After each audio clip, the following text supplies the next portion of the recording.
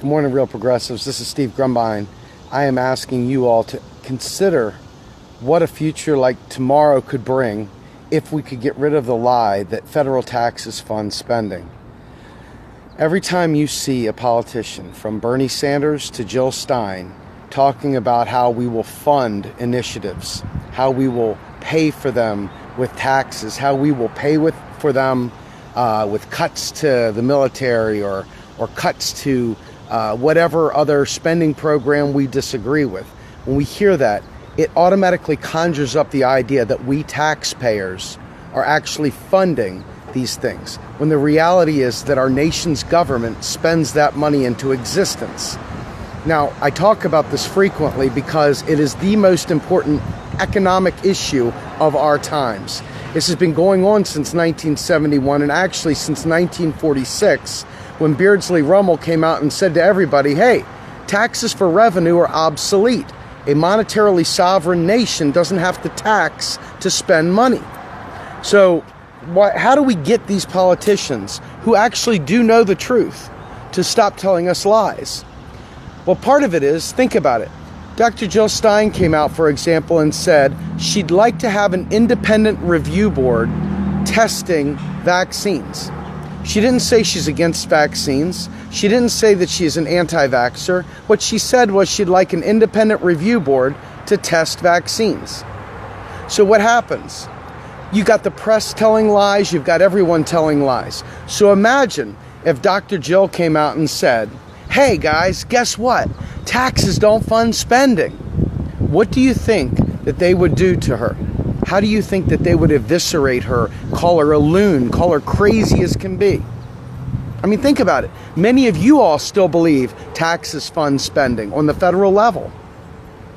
So the only real way that we can do this, I'm convinced, even though people like Stephanie Kelton, Paulina Cherneva, L. Randall Wray, the list is ridiculously long of people who actually get this. People that are now starting to take positions of power in our government, who are starting to tell people, hey, stop telling the lie. But see, this all goes back to like the Social Security era and such, when we needed to feel like we were paying into Social Security. We needed to feel like we were paying into that, so we felt a sense of ownership. And so that mythology that we had to bring into existence was really about helping Americans feel that they had done something. Well, little did we realize back then that it would cause a tremendous amount of Santa Clausism that would cause us to feel like if we don't behave, we're going to get a lump of coal in our stocking. Okay? So they've perpetuated this to the point where they can't really back out of it gracefully anymore. What do? By the way, all those times we cut spending, it was a bunch of bullshit. We didn't have to. And all those people that died because they couldn't get health care, my bad, it was a mistake. I'm sorry. We just didn't know how to tell you the truth. I mean, think about that, for real. So they are stuck in a self-perpetuating lie that most of them actually do understand. So what I want to do is I'm going to carve out a couple little tiers of how governments work, okay? And this will hopefully help you on a global scale to understand whenever you read a news story, whenever you listen to people talking about the IMF coming in to bail this country out, or all these different countries that are having issues like Argentina and Costa Rica, or any of these South American, Central American countries, and Greece, etc. So you always have to ask, before you have any conversation about economics, you have to immediately ask, who is the sovereign? Who is the one generating the money? Where does it come from, right? Well, the US dollar is the United States government's possession. We have asked the Federal Reserve to help us with borrowing and lending and dealing with debt, okay? They deal with the issuance of treasury bonds and so on and so forth. But they march to the beat of Congress. Our president nominates the head of the Fed. Our Congress appropriates spending. Congress has control of the purse strings. And you notice we never run out of money when it comes time to bomb some brown people for for a good old time. For the popcorn to start popping, we can watch the tracer bombs come through and the explosions, and everybody's like, yeah, woo, USA, right? So we never run out of money when it comes to that stuff. And there's a reason for that, because they don't have to ask you and tell you, hey man, have you been a good boy? You haven't been personally responsible. So the bombs are easy to pass over. You don't even think about it. You're always, well, I can't say anything bad because it's disrespecting the troops. So they keep you locked in that way. That's how they get away with it. And that's why they've been able to keep the economy up and running by throwing all the money at the military, right? So you won't question that because it's unpatriotic to question the military. So it's a way of keeping the economy going by investing in all these different aspects of industry, bombs, you name it. It's not the wars. They're not going over there and necessarily stealing everything. What they're doing is they're using it as a means to pour money into the economy, okay? So why wouldn't they do that for healthcare? Or why wouldn't they do that for education or any of the normal things? And it really comes down to the fact that you and I mentally can't get our arms around the fact that the U.S. literally can print its way to whatever it wants to do. It can literally do it without any problems at all. Like, at all. So all this hyperventilating about hyperinflation, you're incorrect. There's absolutely no evidence of it. We've been printing money like crazy, and there's like zero. They can't even make inflation. They've tried like crazy to make inflation, and they literally cannot make inflation. The other reason for that is that our government, our Congress, has decided that they would rather cut spending than spend money into existence. So what happens? They make us really desperate. They keep us low, they keep us low, they keep us low. Then all of a sudden, after the major recessions hit, somebody comes in on a white horse, dun, dun, dun, dun, dun, dun, dun, dun, and they do a stimulus package. And what does it do? It doesn't go to us. It goes to the companies, who then in turn will hire us to do meaningful work, right? Instead of actually giving it to us to bail us out of upside down mortgages or bail us out of student loan debt, they decide they're going to bail out someone else. So we have a responsibility as citizens to be smarter so that we can tell our politicians when we go in there. How many of you all actually write to your congressman and say, stop telling us we're broke? How many of you guys sit there and say, but you got to cut spending? I see a lot of you doing it. It's embarrassing, but I get it. That's the lie they've been pumping at us. So when you look at it, we know that our federal government is the one that prints the money. It can pay its way out of any debt it has, and debt denominated in our own currency is not debt at all. It's not debt at all. There is no debt since the beginning of the country. There is nothing like that. If we wanted to pay for reparations for slavery, we could do it tomorrow. So many of you have heard me say this before. The fact is that if we wanted to retrofit every single industrial building in America with some green energy, we could do it now. If we wanted to make a change today and say we're going to move all cars to whatever, any kind of green energy we felt like doing, we could do it. The electric cars that you see running around, we could do it. People don't want it. That's the problem. Okay? And the fact is that they still really truly believe that they have to tax their way to prosperity. Now, you look at a place like Pennsylvania, where I'm at. Pennsylvania is strapped. Pennsylvania has cash issues. Pennsylvania is struggling mightily for tax revenues. The city of Harrisburg is struggling mightily for tax revenues. Why? Because states are not monetarily sovereign. States have to tax. Or, and I've said this before, some of you all will remember, the federal government could provide block grants to the states to enable them to enact any policy the federal government bequeathed was necessary. But they don't do that because they keep the myth up so that we mind our P's and Q's and we're personally responsible and all this other happy horse shit that they try and feed us. And unfortunately, you buy. Typically, you buy. I can honestly tell you that the least shared topics that we post up are economics.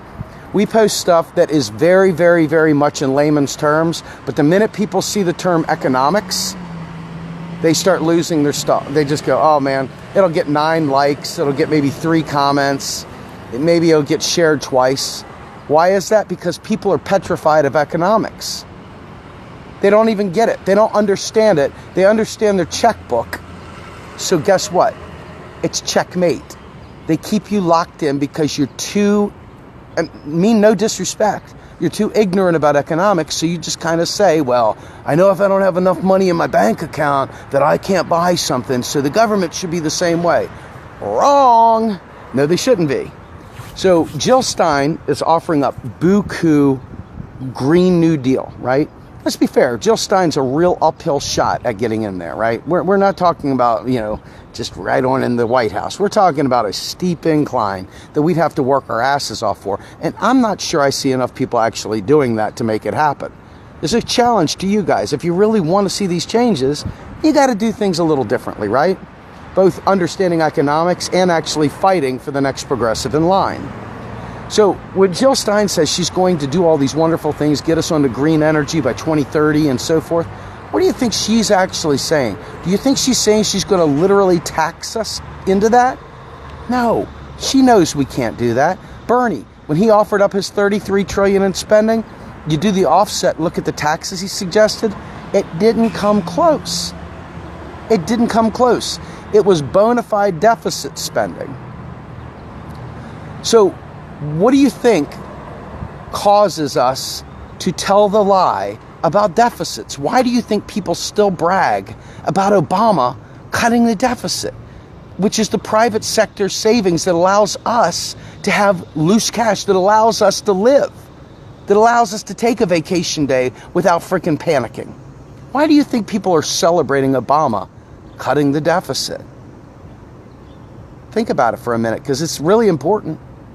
You'll probably go ahead and go to one of these Occupy Democrat memes and run around and share it, sharing about how wonderful Obama was for cutting the deficit. I hope I don't see it, because I'll embarrass you. I will. I'll go out of my way to do it. I have to. You'll be my poster child for what not to do. But the reality is that until we get it through our heads that when our country is a net importer and our dollars are leaving the country to buy goods and services from elsewhere, that money has got to come back into the coffer, not the coffer for the government, the coffer of the human body, our pockets, so that we can actually survive. And that money starts dissipating, and then we start borrowing money because we're not making any money. We're not really making the money anymore. And then once we hit that borrowing limit, the economy crashes again. So Jill Stein gets it. Jill Stein's got a huge spending package. But even she keeps repeating that nonsense about taxes and how we'll pay for it and stuff like that. I give her major props. She went a step further than anybody else. And she said, why don't we go ahead and have the Federal Reserve cancel the debt? It's a little wrong. It really is a little wrong. Not a lot wrong, but a little wrong. But hey, it works, and it could work. So why not do it? Why not bail out Main Street? And I'll tell you why it won't happen. There's too many of you who think you're progressive, but still believe in this whole puritanical, Calvinistic work ethic of, do the right thing, take care of yourself, and good things will happen. Well, wake up, Peter Pan. It ain't true. It isn't like that. The system is rigged. Bernie didn't lie. The system is rigged. The economy is rigged. And the rich keep getting richer. Now, there's an infographic we posted the other day that showed from the early 1970s to present, income inequality has grown dramatically. Do you know why that is? Because in 1971, Richard Nixon took us off the gold standard. Now, for some of you people, that's a heart failure waiting to happen. You panic about that and you're like, what? The reality is that the wealthy understood. So that's why they kept getting more money. But they kept us like this. And the more money we printed in there, they were able to get richer and richer and richer. Instead of all of us getting richer and richer and richer with the, the boats all rising, some nonsense. I can't even think of it right now. But you know what I mean. A rising tide lifts all boats. Well, they didn't do that. So income inequality has grown dramatically from 1971 to present. Dramatically. And you can blame it on Reagan if that suits your needs. If you need a scapegoat, knock yourself out. He is a horrible guy for a whole bunch of reasons. But it isn't just that. It's the fact that our Congress has literally stifled all kinds of progress by eliminating spending. And we have co-signed that by being silly about it, thinking that because we have to write a check for our mortgage, that the government has to do the same thing. Really? Who do you think they borrow from? Who do you really think they borrow from to get US dollars? The Federal Reserve? Okay, so what happens when they pay an interest payment back? That money goes back into the economy. The government is the source of the US dollar. Do you get that? Do you not get that? Do you really think the Rothschilds hand the US government US dollars? No, it's not like that. The thing that they do is they control interest rates and lending. And so we, people who are not monetarily sovereign, who can't print our way out of a hole, we end up strapped. We do, not the government, we do. And until you realize that, until you stop trying to get our government to cut spending, we are FUBAR. We're FUBAR, folks. It's only us. We are not monetarily sovereign. Bill Gates is not monetarily sovereign. The state of Michigan is not monetarily sovereign. Detroit is not monetarily sovereign. San Diego and LA are not monetarily sovereign. The US federal government is monetarily sovereign. It can do what it wants to do. It's up to you and me to stop being dumb, and demand that it spend on us. Stop accepting the lies. Demand and help Jill. Jill gets this. Bernie Sanders got this. You know, Bernie Sanders was very crafty in the way that he talked about it. He would say, we're not going to balance the budget, or we're not going to reduce deficits on the backs of the poor. So if you want to be fetishizing debts and deficits, and you want to reduce them by fetishizing them, we're not going to screw the middle class. So that's their way of sidestepping actually dealing with it. They can't tell the truth because you won't buy the truth. I tell you the truth and you don't listen to it either. Some of you do. I'm grateful for the few that actually do. But for the vast majority of people, they still want to treat the federal government like their own personal checkbook. And when they don't have any money, they want to say, well, we're broke. We're going to pass on this debt to our kids. Liar. Ignorant. No, doesn't work that way. It doesn't work that way. So we need to help our politicians know that it's okay to tell the truth, that it's okay for them to spend on the middle class.